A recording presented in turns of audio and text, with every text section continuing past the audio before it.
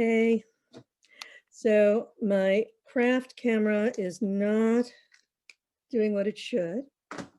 So we are going to punt. Hello, everybody. I'm putting you on gallery view now so that I can see how many of us are here. And meet the people I haven't met yet. I see Jana and Dana and Sam and Julie. So nice to see you. And Mayim, very good to see you. And Susan, I see. And Amy, I don't think we've met yet, but so great to see you. And Cindy, how are you? And thank you for joining us again. And Yael and Anaya, wonderful. And Rabbi, so great to see you all. So welcome to IKAR Craftivism Stitching, session 3. This week we are going to do a ritual object, which is a matzah cover. And I will tell you that craftivism, as it relates to our class, is about raising our consciousness a little bit by stitching things that allow us to express our feelings about deeper social issues. And we can share those feelings either by giving the things we stitched to other people, displaying them on social media, or sharing them with friends when we're lucky enough to get to see them. So I'm going to, in this class, which is a special one, I've focused on bringing to your attention collective groups that do activism through crafting. But today we have an individual. And the more I got to research the work of Trudy Strobel, the more I realized that she is a true social justice hero. And so it's really my honor to be able to do this Q&A with her at the end of our class today. The beginning of our class is just to show you what we're going to do. And I'm going to do this by a screen share because it'll help me and hopefully you get rid of any vestige of perfectionism about what we're going to do today. Because Trudy is a true artist. We are crafters. We are crafters in this regard. And let me present this because what I'm going to show you is present. Okay, I'm going to show you the various iterations that I went through to get you the kits that you're working with today. I first started I first had the design, which is Moses leading the people out of Israel. And I thought of the phrase, the faith of one can move many to action. And isn't that so true of all our rabbis? Their faith moves us to come and continue our engagement with IKAR. Moses' faith got us up and out of slavery. And we can think of other powerful social leaders like Dr. King and Patrice Cullors and any number of people who have risen up to move us to be better human beings. So what I'm showing you is the original design. I used a piece of raw silk, blue. I thought that was kind of a great bold color, but I'm not a great sewer. And so I didn't want to give you all a bunch of wompy-jawed things, which also in the end had frayed edges. I decided to gild it. I decided to put some bling on it. And all I did was sort of tack it down. And I just thought, that's not quite it. It's going to take too long. So then I did little stitches all around. And I tried to see if I could sew them on by sewing machine with you. And even though I like sort of the handmade aspect of it, I thought this is going to take too long. They won't finish. Seder's coming up. And then I got even more complicated. And I decided to do embroidery on the side. But I said, this is taking too long. They'll never finish it. And so I went as simple as I possibly could. And so what you have is your kit. And in your kit is a white napkin, linen, a white cloth. There are two different kinds of cloths. Some of you have the kind that has little sparkles on it, and some of you have other linen. The reason for that is because I did so many iterations, I used up the sparkly cloth. So hopefully the simplicity of this represents the bread of affliction, which we had to run away before we could eat the yeasted bread, so it's meager. And I also did very simple embellishments, so that in the event that you are able to finish this in the next day or so, you'll be able to use it on your matzah plate. We are embellishing it with stars. I gave you just a little bit of rhinestone bling to put in the center of your star. And I showed you that I didn't even use the piece that I gave you to adhere the cloth onto the linen, the printed cloth onto the linen. You have an iron-on piece of cloth, which is meant to be an adhesive. All I did here was tack with one X, little X, one cloth onto the next. So as you can see, perfection is not the goal. Thinking about the uplift of your faith and how it has moved others in your family and in your world, that's what I'm after here. And so I'd like to then pass this over to Rabbi, who may have some other thoughts. Thank you. Hi, everybody. Always nice to be in this group. I think it's so wonderful that we're doing this, and it's an honor to be able to add a little bit of Torah, just intention, before we get into this work, which is really, as I said from the start, really very Jewish work. Like needlepoint and embroidery has been a part of our tradition, really going back, straight back to the Torah. We've talked about that. I was thinking, though, that this week and this moment, this month, and the whole energy of this month, it's Passover energy. I mean, partially because I work at a shul, but anyone who's deep in the Jewish calendar feels this month to be sometimes a month of anxiety, but it's a month where Passover looms large. It's like a big moment in the Jewish calendar, and so you feel this Passover energy coming. And I was thinking about this group and the work that you do, and the way that, as Bobby so often describes it, is a kind of meditative work, as a kind of like slow, almost painstaking, but just sort of like being in the moment, meditative, detail-oriented work. And, you know, in some ways that feels very different than the Passover energy, because our strongest associations with that Passover energy, you know, we're going to be making matzah covers today, and matzah, after all, it's the bread of why do we eat matzah? Because we were hurrying out of Egypt. It was like haste, and even the scene that Bobby just showed on that, you know, when we imagine the Exodus, we imagine people rushing and frantically being in a state of real alacrity and real movement and real like hyper energy, fast energy, and that's one aspect of Passover, surely. But as I started to think about it, Passover in the context of this class, I remembered that there's what Passover actually offers us is it's not a holiday of haste exclusively. It's a holiday that really puts our experience of time front and center. And some of our relationship to time is hurrying, and some of the moments that we experience in time and in Passover is slowing down.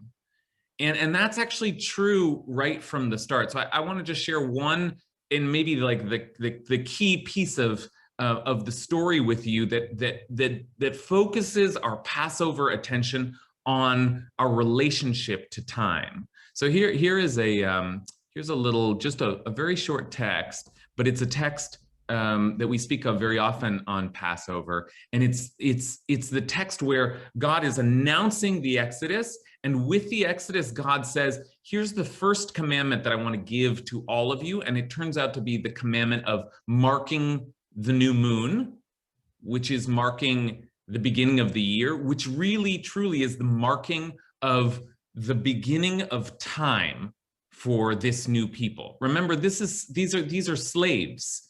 And as one of the great commentators reminds us, being given a year, a calendar, is God's way of saying you now can manage your own time. So that's what we see here at the beginning of chapter 12 of the book of Exodus. When God says, just as they're leaving, like, what do you need a mitzvah for when you're rushing out of town? But God says, stop, take a look at the moon above you. And God says, this month shall mark for you the beginning of the months. It shall be the first of the months of the year for you. Okay, so there you have it. There's the idea that marking time, being in time, is a part of the Passover experience. Is something about being able to record and manage time is central to this holiday. And here's where we get the polarities of hurrying on the one hand through time and slowing down on the other. Now, hurrying through time comes from this word down here. It's a very distinct Hebrew word, chipazon, and here it is, hurriedly. This is where we get the whole idea of matzah, right? This is how you shall eat the stuff of Passover, with your loins girded, your sandals on your feet, and your staff in your hand, and you shall eat it hurriedly. It's a Passover offering to the eternal. Okay, so that's the hurrying energy of Passover that feels so different in some ways from the energy of needlework. But let's just back up a little bit, and we realize that in this very same sweep of being introduced to the new year, the new month, before we get to this moment of hurrying down here, we're told, all of Israel is told that on the 10th of the month, each of them shall take a lamb and bring it into the house. Okay, so that's the 10th of the month. And then in verse 16, we find that you shall keep a watch over it until the 14th day of this month. So those are like, this seems like I'm deep in the details here. So the 10th of the month, you take the lamb. The 14th of the month, you begin the process of, that's Passover. And Passover is you're getting ready for Passover on the 14th. But what that means is all of the hurrying that you do for Passover needed 4 days and really 14 days of preparation. And there were 4 days where, even though they were going to eat the Paschal lamb hurriedly, they watched over it carefully for 4 days in their house. And that, to me, is a kind of perfect illustration of the tension that we see all over Passover, where there's a lot of preparation, a lot of slowing down, a lot of watchfulness, right? We spend 30 days before Passover preparing for Passover. We spend 4 days with the lamb that we will eventually, once we get to the actual Exodus, then things start moving. But before then, there's a lot of careful, deliberate, thoughtful preparation. And so with that in mind, I think that this work that we do in this group is exactly the right energy that we ought to bring to this week before Passover. This sort of careful, methodical, thoughtful, deliberate, meditative spirit of getting ready for haste. And in fact, like it's perfect in this case, because you'll be very deliberately making something which will house the matzah, which you will eat in haste, which remind us of the haste. But before the haste, there was preparation.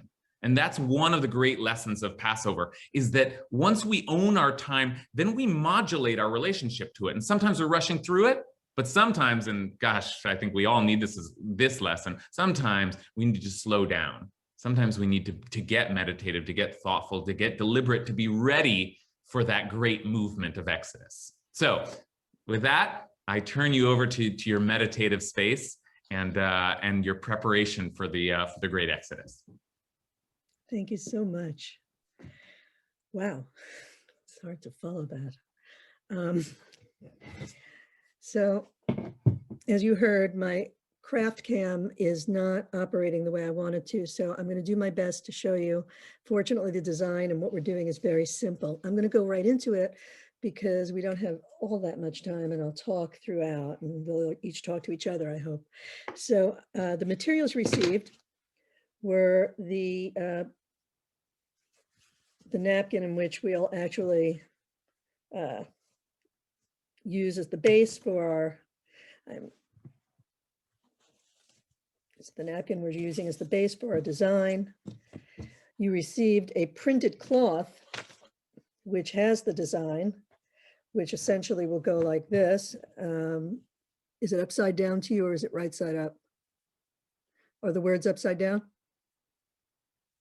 Can we unmute people? Let's see. Participants. Got to stop the share.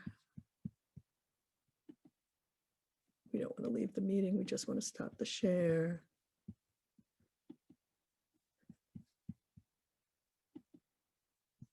Andrea is not on for us. Ask to unmute. Oh, hi, I'm here. No, you're Okay. good. I'm I think good. you want to unshare, right, and then show your screen. Yeah, from your I want to know if they're looking at the words right side up or upside down. Great. Put your camera down just a little bit more. Perfect. It's upside down, so if you want to turn it around. Okay, great. So you've also received enough thread to do the little bit of sewing that we're doing on the project. You've received a little bit of bling for the stars, and you've received straight pins and a needle. For those of you who have been to the class before, you know I've been trying out different needles because I'm learning how to teach with this class, and my needles are on my needle minder, and hopefully these needles will work for everybody today and not be too big, too small, too dull, but just right. So I'm going to talk about how to finish the project first, how we're going to assemble it, because this is basically a construction, even more than a complicated embroidery. The embroidery that we're doing is the words.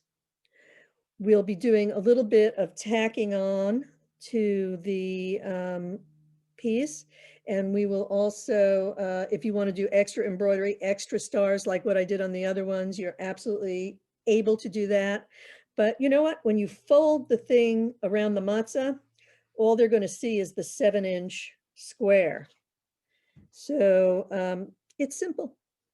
There are two ways to attach, or actually there are several ways to attach this, and it can be done now or it can be done after, but I want to start showing you the assembly before I show you how to do the stitches.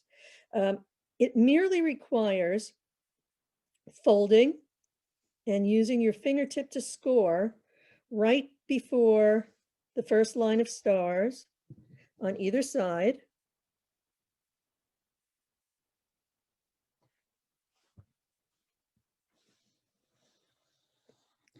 And I'll do the sides as well. So now we're getting our 7-inch square.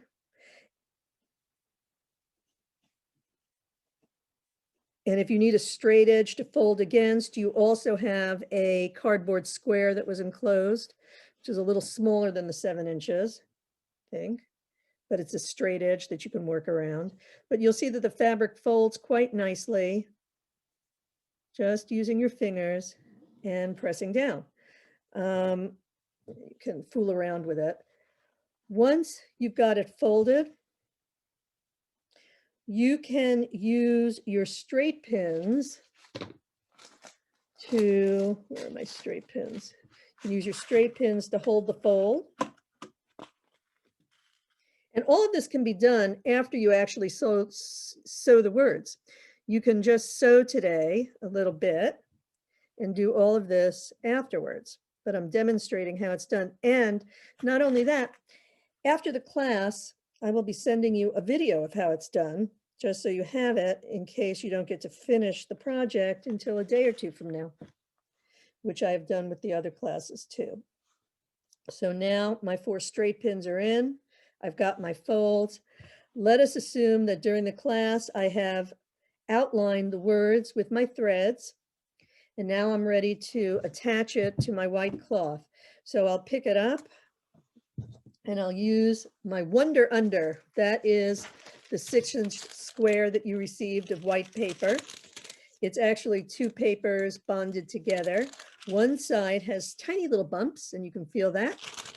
And the other side is plain, like parchment paper.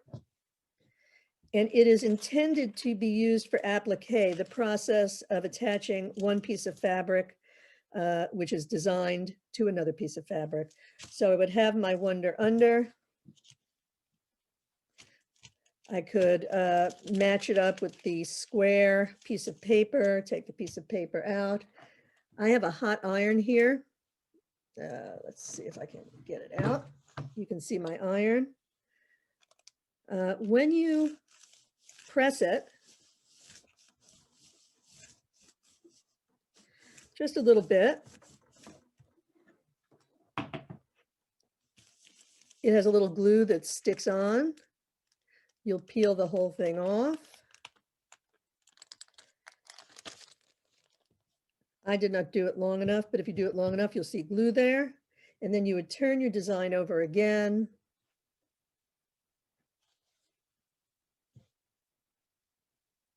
And the glue would be on the other side, and it would just attach like that by pressing it one more time. Did it matter where you said there was one side's a little bubbly and one's flat? Which one was up or down when you ironed it? When you iron, you take the bubbly side and you put it on the paper. You put it on the fabric. So the bubbly side goes face down on the fabric because that's the glue. Okay. Then we heat the glue. Bum, bum, bum, bum, bum. I'm not using steam. I'm not using terrible pressure, just a little bit of pressure. I can feel that it's very hot. And I peel.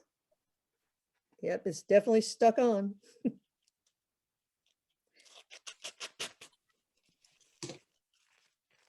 Bobby, what temperature is your iron? We put it on cotton. Okay. You're going to see glue come up. You can see there's a little glue, perhaps you see the threads of the glue. And now I'm going to put it back down onto, you know, I will also tell you, you want to center this probably. You can see that maybe you saw in my last picture, the one I completed, that it wasn't perfectly centered, but the square linen napkin is 20 by 20. The design when folded is approximately 7 by 7. So 20 by 20, 20 minus 7 is 13. So it's 6.5 inches on either side, 6.5 inches east and west, 6.5 inches north and south. That would be perfectly centered. But the cool thing is, with regard to nothing perfect, is that once you wrap the matzah around, you know, once you place the matzah under where the design is, nobody's going to see the bottom and whether it's perfect or not. And you will have a very nice personalized conversation starter for your Seder table. I don't know that we're making an heirloom for the ages here, but we're making something fun for this year. And this year has required as much fun as we can get. So you can see now that it's adhered. I'm holding it by the design. It's adhered in the middle. And to further finish the product, you can do 4 X's here, 1, 2, 3, 4. But if you wanted to, and you wanted it to all adhere perfectly flat, I will show you the stitch that you can use. I gave you 4 colors that work with this design. The black will definitely be used for your text, but if you really wanted to, there's no reason you couldn't use the blue. The blue, the sand, or the white can be used for your 4 stars on the outside of the design, or it can be used to do a running stitch that adheres the whole thing or 2 sides or just the 4 corners. So I will get into that just a little bit. There are some new stitches here. I'm going to bring my screen up to face you. There are some new stitchers here. Who has had no experience ever doing this before? Ah, great. Okay. So hopefully, what is that? I sew, but I don't embroider. Okay, great. Well, you have an understanding that the thread goes in and out of the textile, And it is like drawing. Yeah, yeah. It's like drawing with a needle and thread. And in this case, it's like, it's not even like coloring, it's just like outlining. So we're going to take our black. Actually, I'm going to adhere this first. Each of these is from what's called a skein of thread. I don't have the skein of thread right on me, but each of these, I'm taking the white because I'm hopeful that it's easiest to see. I'm separating the two whites just like that. And each of these strands has 6 individual strands within it. And we are going to be working with 2 strands at a time. And in order to pull the 2 strands out in such a way as now I'm going to put my screen down, in such, here we go, in such a way as to not get the thread knotted, we tap it. And it helps the threads come apart a little. Tap, tap, tap, tap, tap. And we grab onto just one tiny thread. Here's one.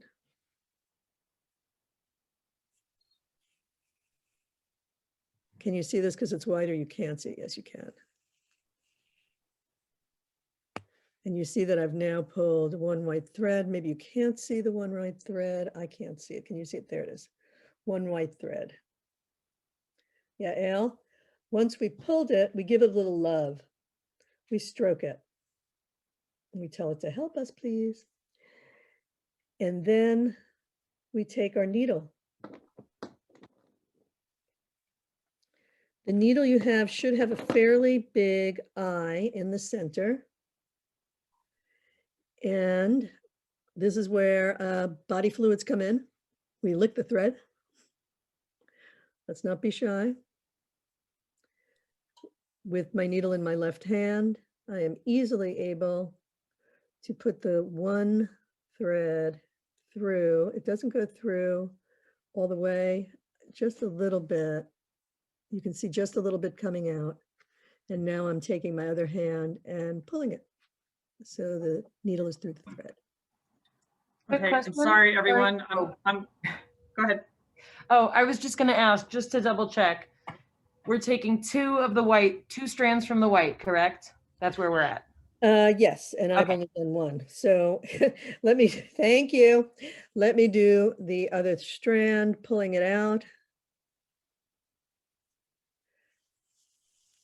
And I've pulled out one strand from the 6. Now I have 2 together. Thank you so much, Mayim. And I'm giving it a little love. And I'm licking it and putting it through the needle. It actually went through the needle a lot quicker with 2. And I pull it down about 2 inches. And now I'm going to knot the thread on the other side. I wrap it around my finger, pull it off the finger. So I've got a little loop and make my knot.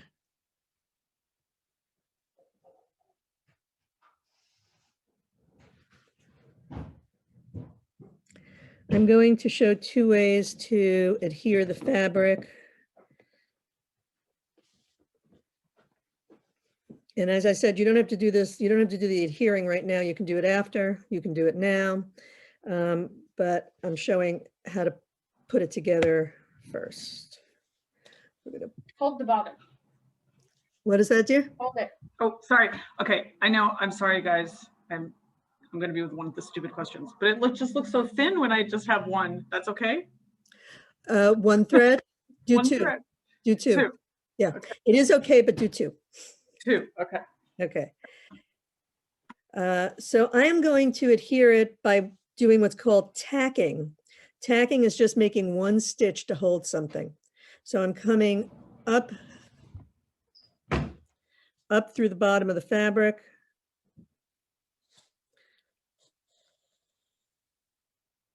Going back down next to it, not even 1/8 of an inch, right?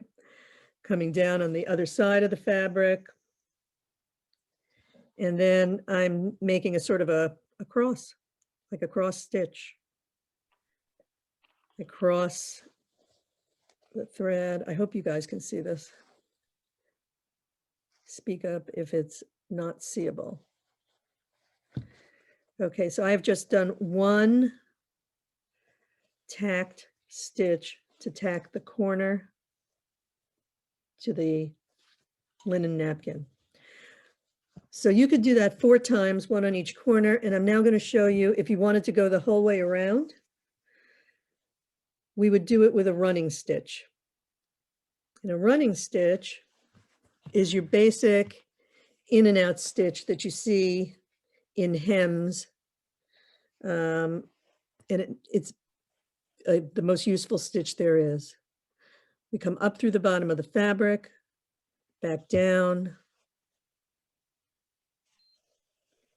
And then we skip a stitch length. Let's say the stitch length is 1/8 of an inch.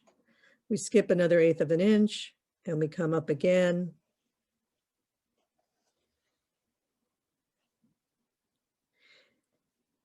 And it is not a fancy stitch, but it is utilitarian. It's durable. And if you were to do it not in white, but you were to do it in the blue or the sand or the black, it would be decorative. The white is if you don't want it seen. So that's how you finish this project. And when you're done, you would make your stars. I would like to show you how to make a star now, and then we'll spend the rest of the time stitching together. Does anybody have a question at this point? Because I've covered a lot so far. What's the glue gun for? I have a quick question. So let's say whatever we do for the rest of our time will be the decorative part of this. Then you do the bumpy side glue situation. Ma, I'm trying to ask a question. Don't be noisy. And then you're saying you can use the running stitch either in a color, but that's after you've glued it just to get a nice finished edge. Yes. Okay, got it. Thank you. You totally got it. Yael, who has not sewed before, I wanted to show you how to end a stitch as well. And maybe we'll do that after I do the star. Okay, this is I'm using black this time. That may help. Actually, I'll use the blue for the star.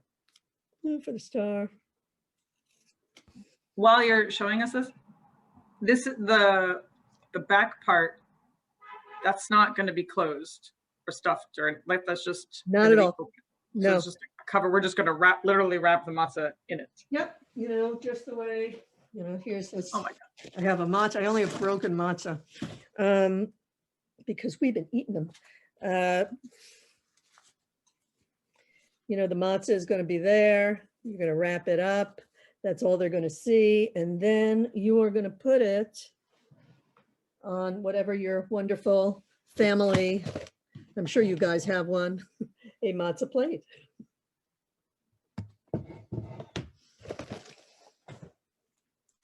Okay, so we are about to do a star. Now, I'm afraid I only gave you a little bling, but if you get into it, there's plenty of bling out there. Old jewelry makes great bling.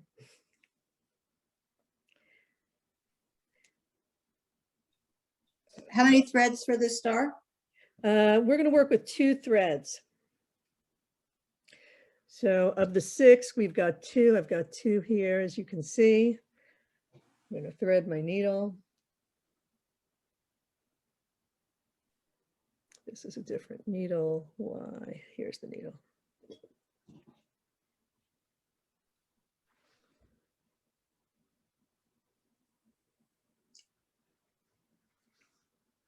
I've got about 2 inches. I'm smoothing the thread so that it's less likely to knot.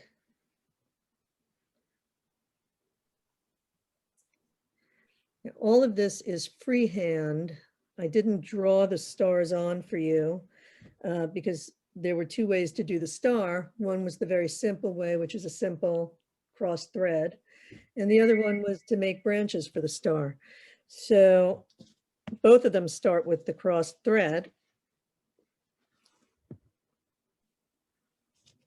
And let me tack this down a little better.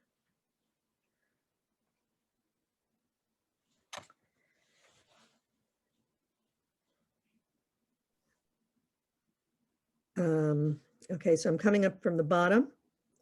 This star, I'm eyeing it, and it's probably going to be about 1 inch long. And then I'm going back down again. Star is on the large cloth, not the, Yes, the star is on the large cloth, which means, in fact, it could be on the, you know what, depending on how you fold your design, it could be the thing that you use to tack the design.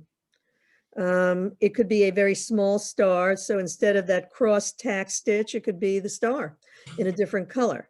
And the reason that may be better is because once you fold up your matzah, they may not see your stars. Only you will know they're there. So it just depends where you want to put it. I'm going to use the outside right now, and then we can try the inside. The great thing about sewing is that it's easy to pull everything out and start again. So I've made one long north-south stitch. I'm now about to make an east-west stitch.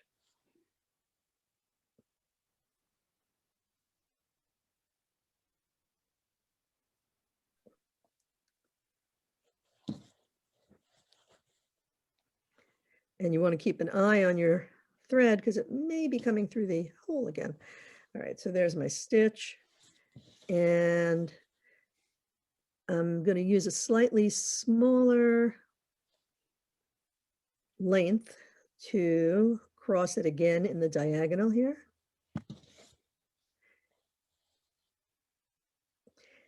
And I can leave it like that, or I can add one more. And if I add one more, I'm also going to make it smaller.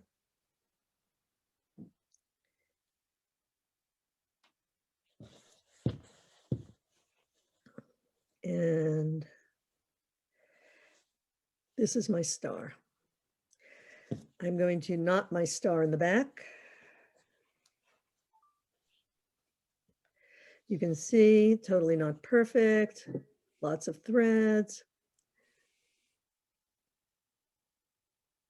And to end the stitch, I go underneath one of the branches. I've created a loop. I come up through the loop. I pull gently. I have a knot. And now I take my scissor and I cut the knot. There is my scissor.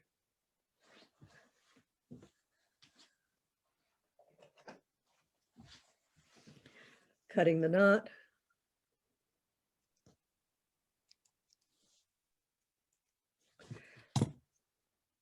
And so here is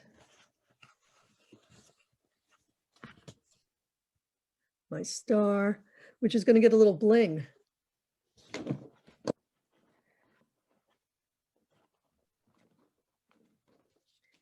And even though I had everything perfectly put out, the bling has escaped. Ah, there it is. So these are obviously have adhesive on them.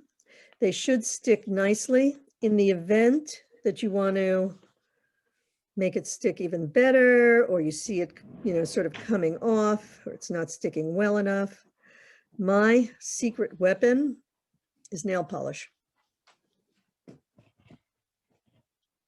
So there's my bling in the middle of my star. If you think it's too small, they sell bigger ones. I thought less is more.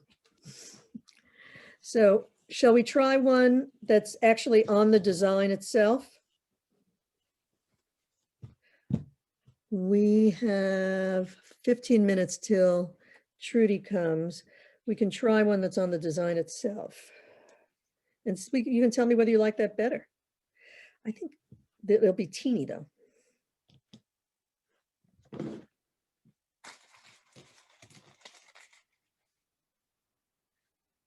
And please, please, please speak up with any questions. How many strands are we using for the text? I like using one, but if you feel that it's too weeny, I've done so many of these now, 2 of them looks good too. You may find, because we're sewing the text without a hoop, that one sort of seems to wobble as you go from point to point on the letters, in which case you may be more comfortable with 2. I always like doing text with 1. I didn't always used to like that, but now I've sort of, I think it gets the point across. But all right, here is a star. My star needs a, I'm moving my straight. Bobby, I Yeah. have a question. Since I haven't yet adhered the design to the larger cloth, it seems you're doing the star through both. So it seems I should wait till I actually iron the design onto the larger sheet before doing a star? You or know no? what? I think I would do that. I think I would wait. Okay. Yes, that's a good question. And I would wait. And by the way, we could put the rhinestone or whatever this is on first, which I'm doing now. And do the branches of the star around it. Does the rhinestone just stick on, or do you have to Yes, remove the backing It's like from it? press or on anything? nails. It's got adhesive on it. Is there a reason we're not using hoops? The reason we're not using hoops is Can we use a hoop if we have a if hoop? you have the hoops that you have at home, absolutely. Okay. Absolutely. I go raid my daughter's bedroom and find an old hoop. Yeah. Bobby, do you want to embroider the blue on some of the stars? Do we want, when we finish one star, do you want to knot it, cut it, Yes. and go to the next one? Yes. Okay. And by the way, your stars can be blue and sand. They don't just have to be blue. They can be- Okay. you can alternate branches with the color. You can alternate stars of different colors. Okay, so I'm finding as I do it through both on the inside, whoever suggested that to me, I actually like it better.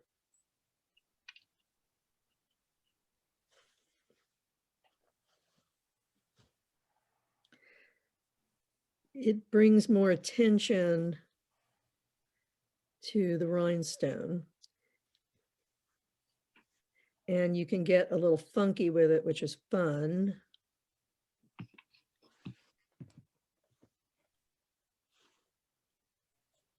Hopefully you guys can see this.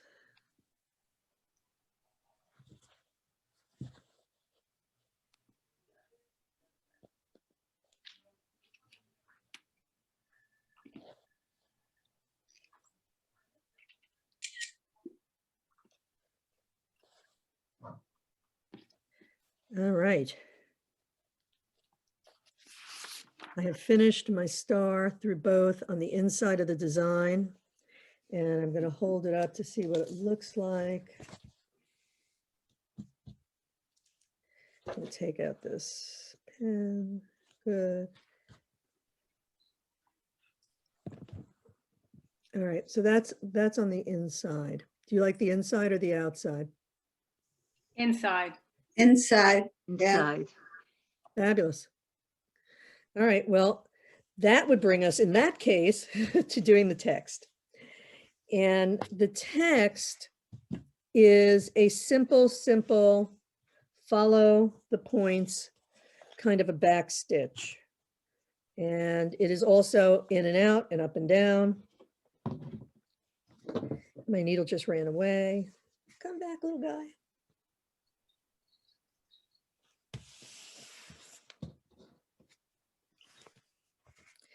So with the text, we're in black.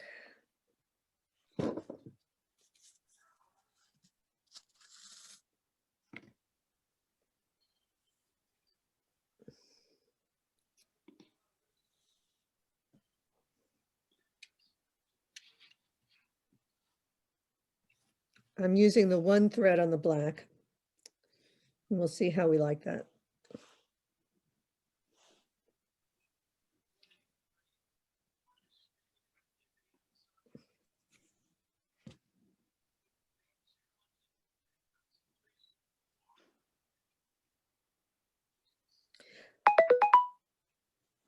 You know, if in the end you determine that you don't want to sew or finish the edges, but you want it to lie flat, there are things that you can use that glue and provide a nice seam. If they're harder to sew through, one of those things is called peel and stick. It's like double-sided tape for fabric. And you could put it here on this side and then sort of iron it on. And then there are other sort of applique tapes. This is applique iron-on adhesive. The peel and stick is kind of new and it works very well. There is a drawback though. They're harder to sew through. They're not really meant to sew through. They're just meant to finish an edge. In which case, there's this stuff, this light steam I use on my weaving, and it's really easy to sew through. Love. And they make a like a 1/2-inch tape you can buy too. Yeah, this one's 1/4 inch. Yeah, I have a 1/4 inch steam tape, and guess what I did to it? I ironed through the whole thing. I laid my iron down on it. It was not smart. Thank you. So you do weaving, Amy? I do. Fantastic. Do you have a loom of your own, a big one or a little? Do you see? Do you have a big loom or a little? Oh, look at that. Do you see? Wow. Yeah. No. I got to pin the image so I can see it up close. I can't see myself right now. All so- right. I have only one word for you. Wow. That is jealous. It's fantastic. Thank you. Okay. So for you, Yael, I am showing you that I come up through the bottom of the T. I go to the top of the point.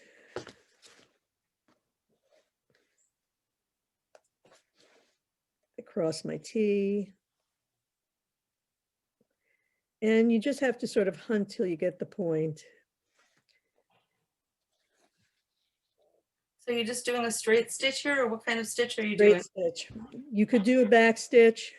I'm right now doing it through both cloths. If you're doing it through one cloth, you should have a pretty easy time. But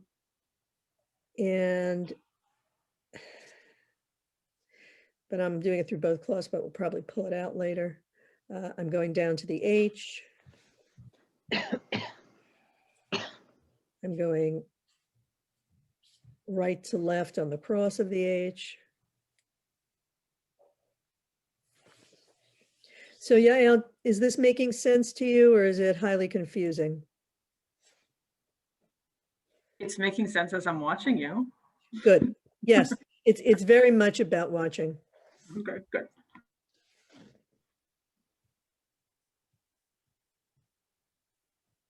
And again, should something go wrong, you just pull it out and start again. So I like doing the 3 points of the E and then going back up. And between each word, because there's space between each word, I will be knotting and cutting.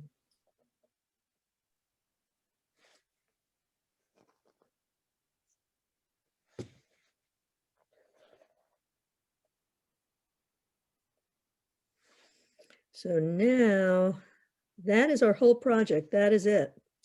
is 4 stars, 4 tacks, outlining the words and having a lovely little something that you made yourself that you can give to someone you love or use on your own Seder table. So are you guys able to have family yet?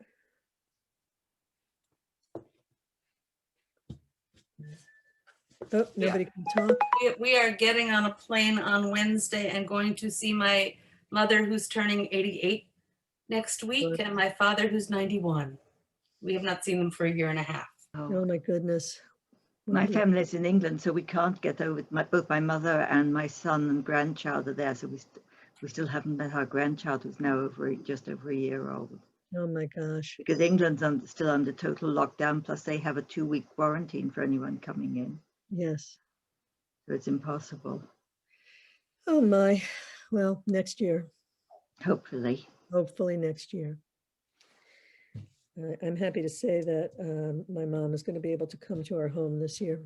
Oh, So that's nice. also had our vaccinations, and it'll be a petite, not the whole family. But it was very good to be able to hug her when we were finally both vaccinated. That felt fantastic. I cried. I can imagine.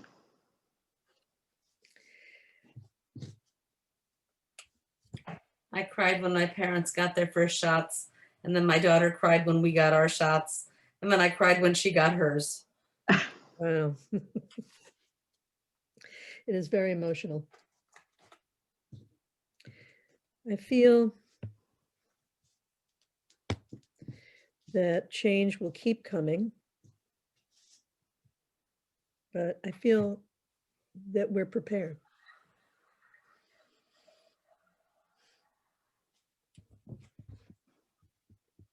So we have a couple of minutes before Trudy comes on. Were you able to see the 8-minute animation of her story? And there was also a nice article on her on So Jewish. Yes. But the interview, I'm very curious how she chose Yemenite embroidery of all styles. Well, you will be able to ask her. So it sounds like perhaps not everybody did get a chance to see that. All right, I then. haven't yet. Okay, the animated film is 8 minutes long, and it tells the story of how her family was apprehended in Russia, of how she suffered through the Holocaust with her mother, who became a seamstress for the Nazis. I'm telling your story, Judith, Trudy, sorry. And then it talks about how she came to work through the events of her life in art. And art being the medium that needs no words, although it often incorporates words. Her art particularly is about connection, empathy for others, heroism. So Trudy is on the line with us right now. And I see that my mom actually may be listening to this. I see in one of the boxes, the activities director, Eric, from her assisted living has the Zoom on. So though we can't see them on Zoom right now, I'm giving a shout out. Hello, women. Thank you for joining us. Hello, Trudy. Thank you for joining I'm us. saying hello to your mother. Thank you.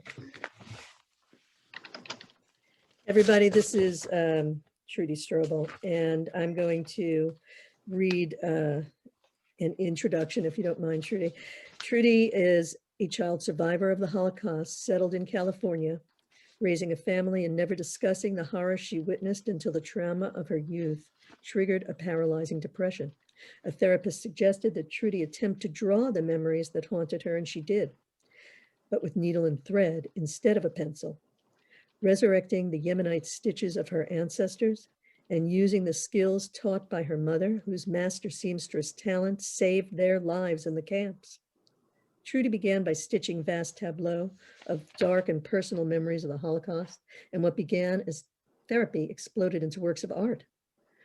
From narrative tapestries of Jewish history rendered in exacting detail to portraits of remarkable likenesses, many of her works are now in public and private collections, including the Los Angeles Museum of the Holocaust, where her installation of dolls from different centuries representing Jewish women forced to wear separating and restrictive clothing to identify them are portrayed, each with a yellow badge, like the ones Jews had to wear during World War II. Also on the line with us is author Jody Savan.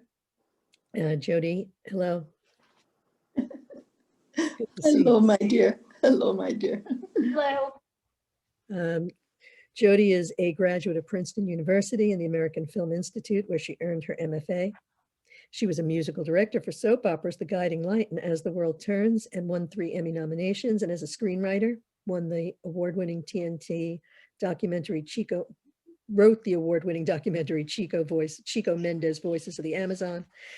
She wrote, produced, and distributed, I can't read, the independent films Bottle Shock, Noble Son, and CBGB, which I can recommend, all great films. She has also written and produced feature films for Disney, Universal, Columbia, and 20th Century Fox, and she lives with her family in Pasadena, California.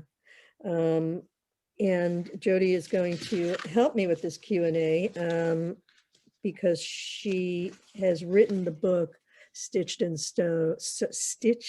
Sewn, in which Trudy's work is examined, featured, explained, and portrayed beautifully pictorially. And so a link to that book is in some of the earlier emails that I sent you, and it's a stunning book. So Trudy. Yes. Let's talk about badges of shame. Well, can I say hello to all my fellow craftsmen that are listening to us? I'm so honored to be with you today. Thank you for inviting me. Thank you. Thank you for being here. I am a doll person and a doll lover. And so I'm very drawn to that installation and the work that you did on it, which is masterful. And I was curious, not just about the costuming, but also about the dolls themselves. I read that while you were fashioning the costumes for the dolls, you identified with them as if they were from the time they were, as if they were, you imbued them, as we do, with personality and life, and you comforted them as you sewed and you talked to them. Did the acquisition of the dolls, I see that they're bisque dolls, and I'm wondering how you came to acquire them and whether their faces, the actual doll faces, figured into their choosing. Well, Bobby, you probably noticed they all have similar faces, and actually mature faces. They don't look like children. And each one that I crafted, each costume I crafted, as I worked on it, it was a project of a whole year, but as I worked on it and I was finished with dressing her, I'd always tell her she's a beautiful Jewess. And yes, and even though I cried while I was doing it because I was in that time period, it is very, it's probably not so easy to explain or even understand how that could happen, but maybe I do have an imagination. So yes, and that helped me. And I wouldn't have wanted any other way. You see, that brought me out of my depression, Bobby. I stitched myself out of a depression, or at least I became a half human being after a year. And I did need to see the doctor for quite a long time. So what other question would you have? Thank you. One of the other things I read was that you had done a great amount of work researching the materials, the fibers used. What did it take to get things that were like the original fibers and textiles? Well, you have to then, I read I read in books as to what was actually what fibers were created. They were mostly natural through history, and then of course in the 200 years of modern era we have other other fibers that were put together. But on the costumes, they're mostly silk and cotton. I used that fabric, and you see, at that time, Bobby, I didn't want to go out. So how am I going to get all that fabric? I used my own clothing, blouses and so forth. If I needed, there's a picture shown, but I'll go into that in a minute. And the various colors that probably were used at that time. You have to sort of use use the knowledge of what you've read to put it together. And I couldn't have used the textures that we have today. So I stuck with the natural basic fabrics, and I had them in my closet. Wow. Your closet may be a little bit like mine too, with a lot of everything. So you do a variety of different kinds of needlework in your tapestries and also with the dolls, obviously. You do your own crochet, you do your own lace making. Yes. Yes, go ahead, please. When Mother was sewing and she was turning these coats for people, I would, after school, come and be with her. And then I would observe others doing different crafts of spinning wool or knitting or crocheting, and thereby learning. And all through the years, through my adult years, every time I could read or learn something about a different craft like tatting, I learned how to do that it's now over 30 years ago. So that was later on in life, to do tatted lace. And so almost all the time, I was always learning and observing. And somehow when you have known your first few stitches, all of you that you have done, when you see additional someone else doing something, by osmosis, it comes to you, and you just need a book to read on it and you can do it. So I was really blessed with this, that I'm able to do these things. Yes, it's your gift is extraordinary. One of the things that I have not seen your works in real life, as we now call it, but Yes. in studying as up close as I could on my screen, one of the things that that really jumped out was that in the tapestries, you're doing quilting as well, and yet it's not really quilting, it's just threads. It's threads made to look like quilting. I don't do any, that's right, I don't do any quilting. It's all embroidery, what you see. Yes. And maybe now it's close to 40 years, I stumbled on a knowledge of Yemenite techniques, and that history was almost gone. And when I saw the stitches they used and the repetition of the geometric shapes that in parallel lines with different colors, Bobby, I had to do it. I had to resurrect this, and for us to do it, because the Yemenite Jews, then when there were many of them in Jerusalem, through centuries, but new ones came into Israel, and they did, here I did a drawing of some of them. Aren't they stunning, these patterns? And they're all our patterns. And why do anything else when this is so beautiful? So I incorporate that everything in all the embroideries that I do. Mhm. And yes, and Trudy, the- maybe you can explain that this was actually a lost art yes, that yes. you discovered and resurrected. Yes, yes, my dear Jody. It was found like in the, I think from the 6th century, in one of the diggings, they found a piece of cloth. Yemenite techniques were on it, and it was a piece of a legging that Yemenite Jews, their costumes are made like this. And there is where I saw this, and I didn't hear of it any time before. So I was so excited, and I thought I must continue to do this for us, and wanted to, I can't call it resurrect it, but through my knowledge and through what I do and have represented it and taught it to people, I hope that I am getting out the word that we must save these stitches and ideas of our, of our heritage. Well, the beautiful piece that I saw, which is the alphabet, the Jewish Yes. alphabet done in your Yeah. Yemenite stitches.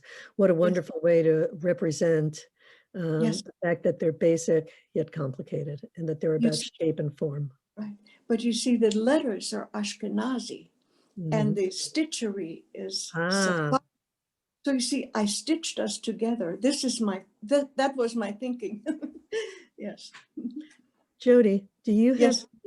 the image, Jody, that you can share with us of the Sholem Aleichem Yes. tribute?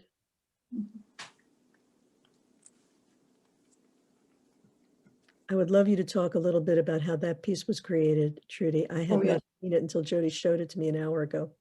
Yes. I had read a story that Sholem Aleichem wrote, Solomon Rabinowitz, and he is our Jewish Mark Twain, and he wrote about Jewish life in Russia, and his stories are very animated stories about shtetl life in Russia. And so the story I read was The Enchanted Tailor, which is on the very top.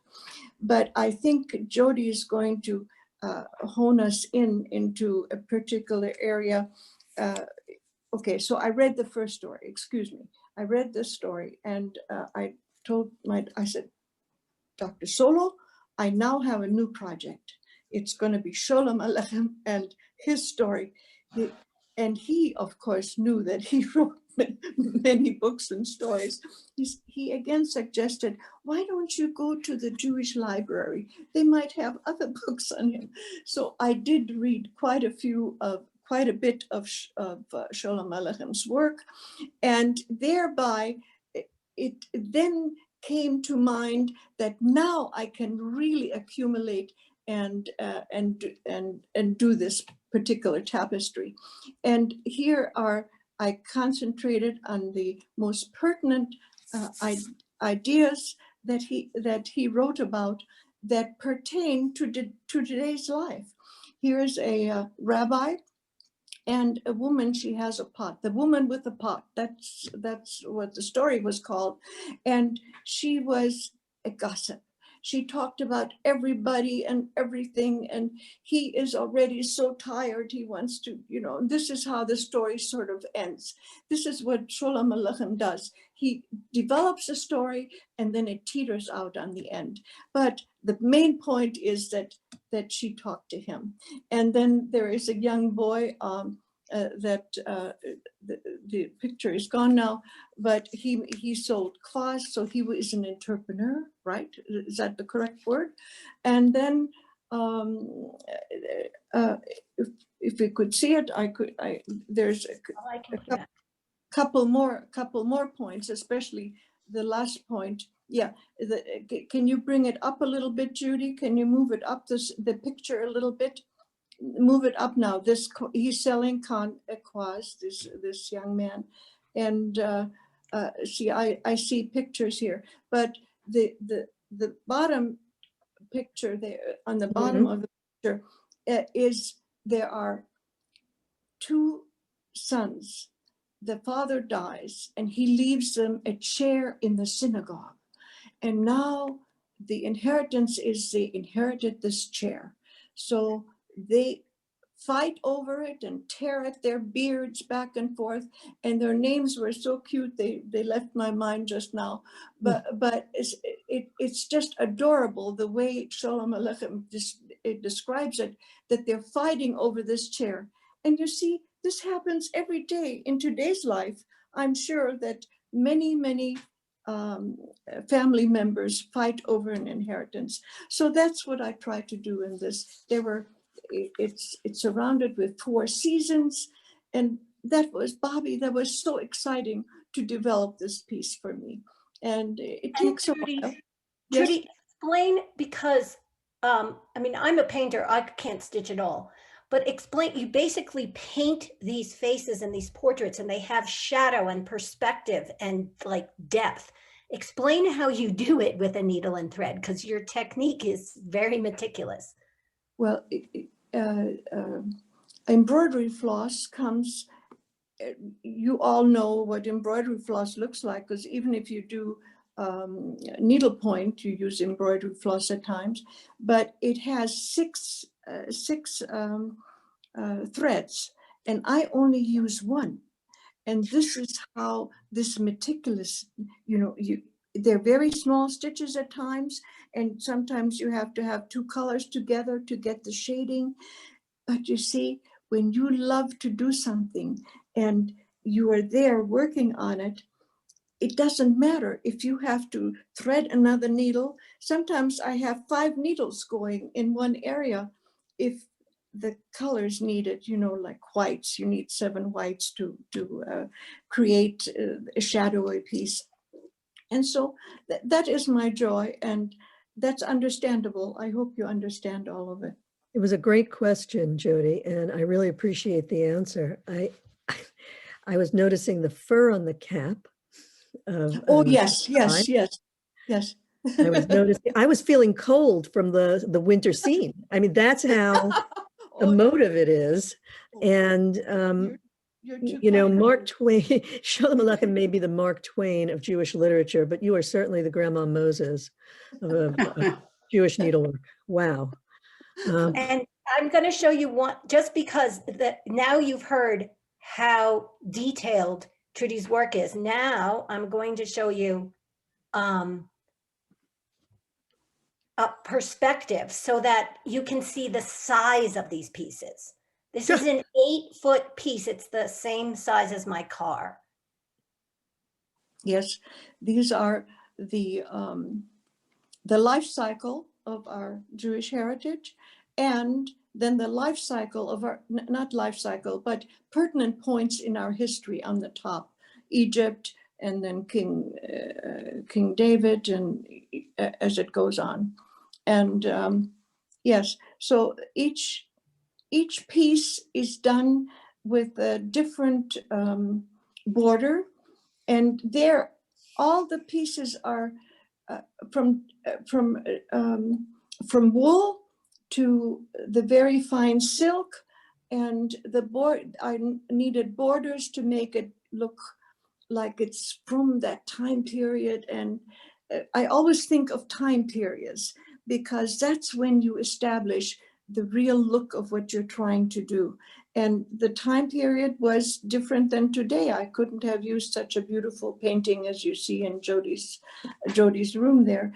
It all has to be kind of flowery, and kind of round. Mm-hmm. And so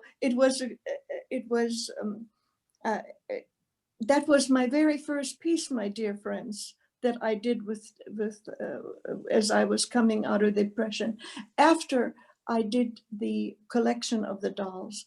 And the reason I used so many different ways to do things is because I thought that's the only piece I'll ever make.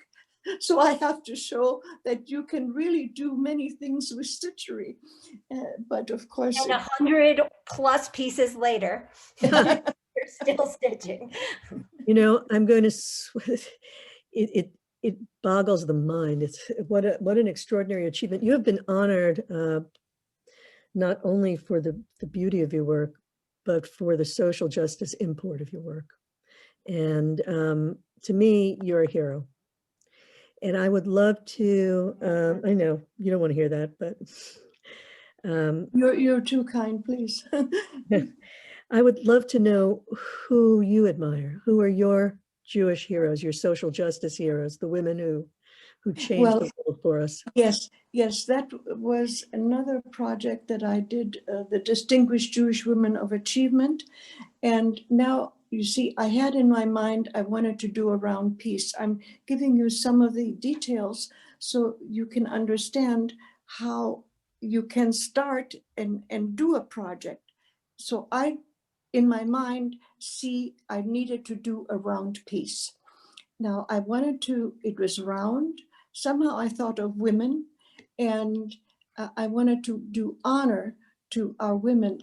This was done in '86. And so the, and it's huge.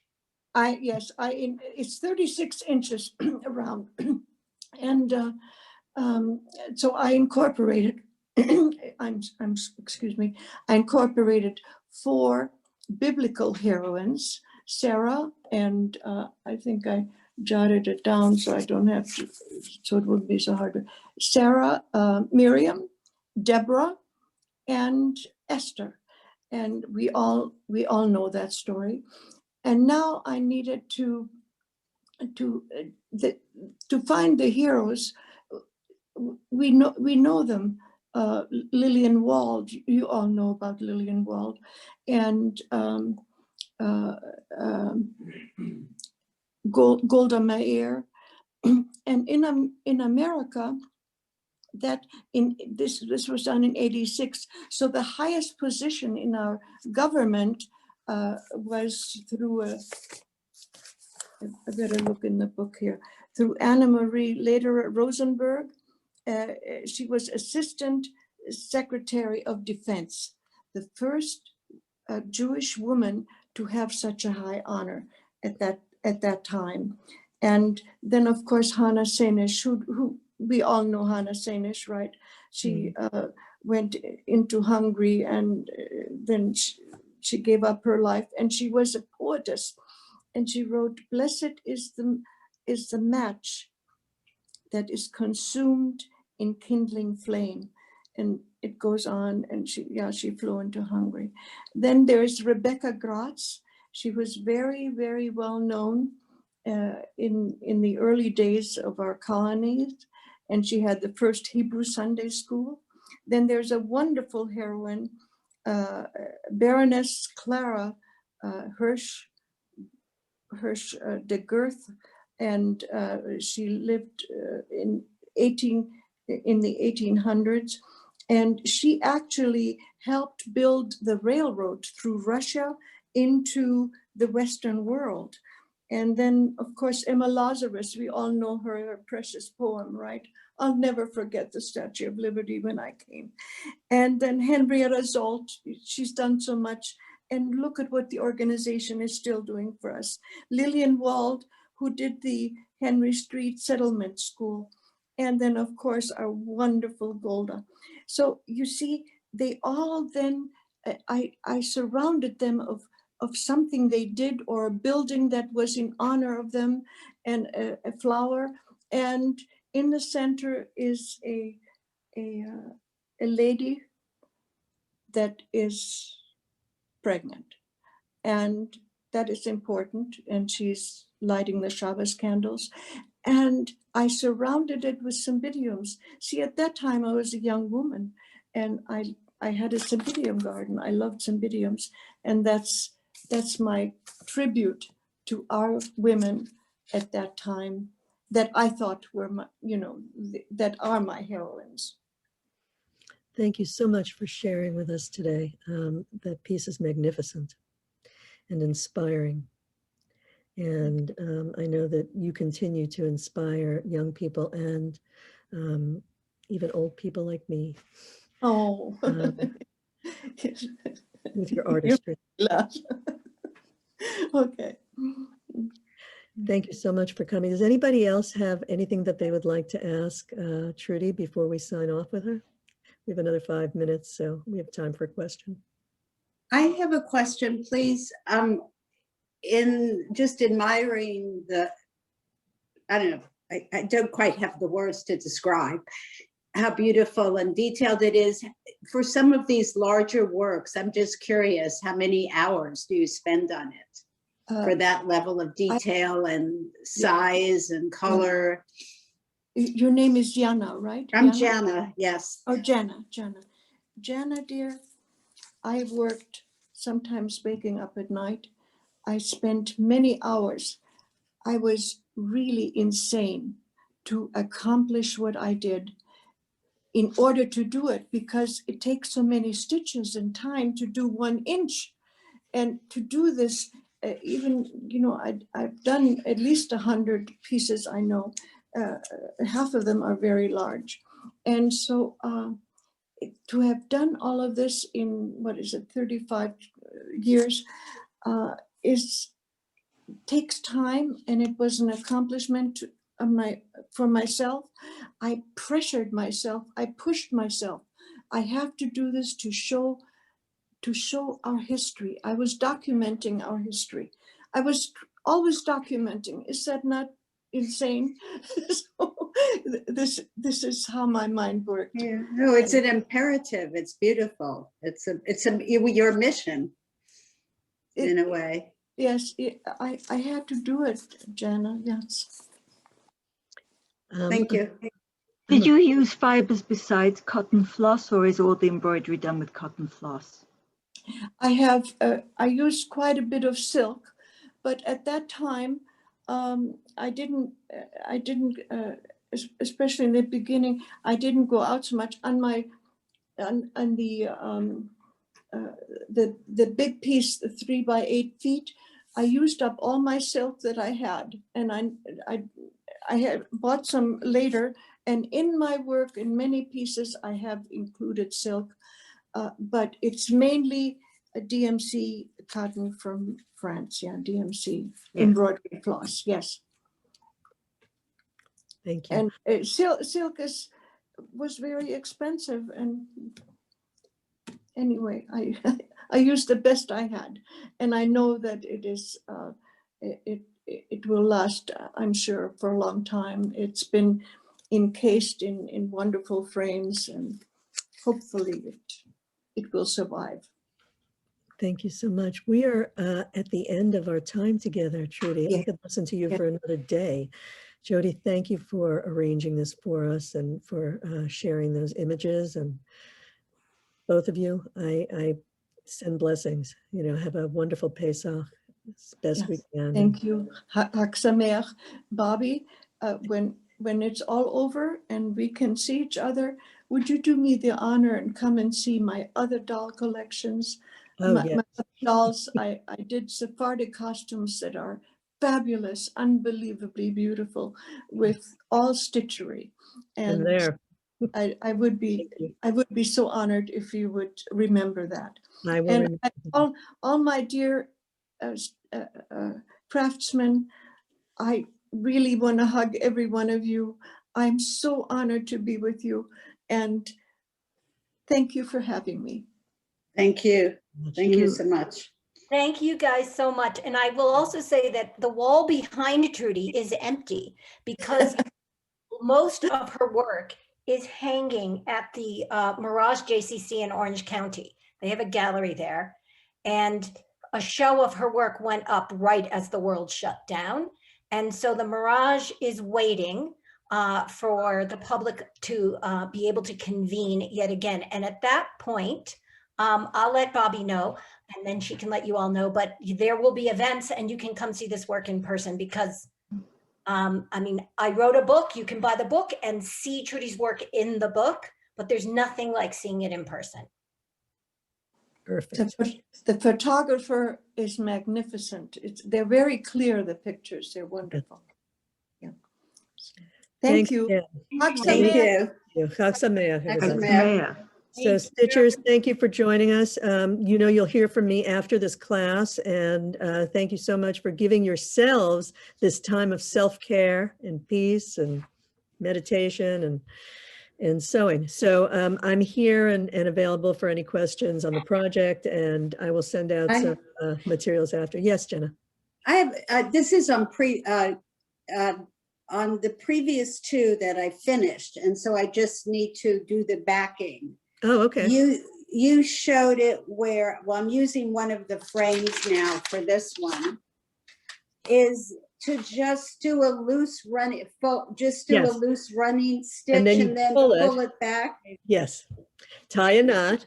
And then I gave you a Yeah, I have that. Yeah. And you were right about the single thread. I decided to do a double thread and it was a mistake, but I'm too far along to stop for the lettering on this. All righty then.